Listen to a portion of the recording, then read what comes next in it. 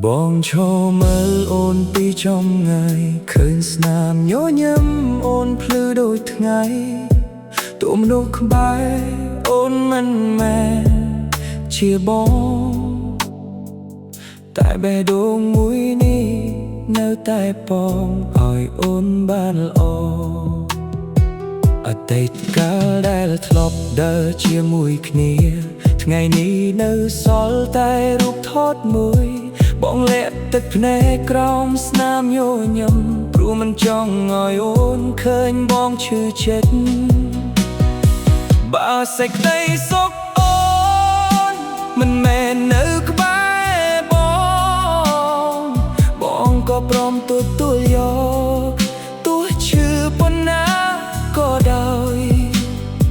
ពេលឃើញអូនមានសេចក្តីសុខបងក៏សប្បាយចិត្តទូមនុស្សដែលអូ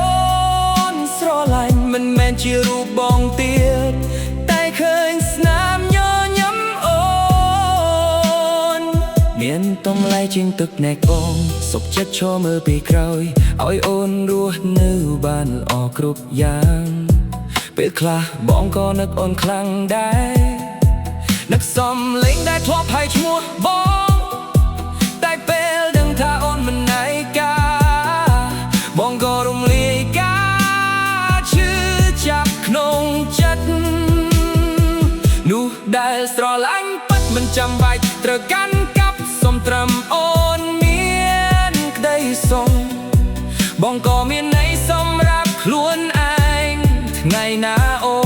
ននឹកឃើញបងសូមដឹងថាបងនៅទីនេះ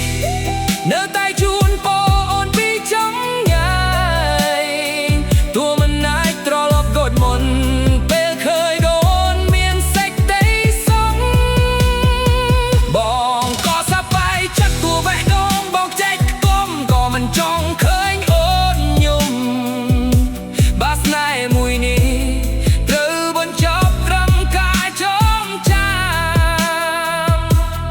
បងសុខចិត្តជឿម្នាក់ឯងដើម្បីឲ្យ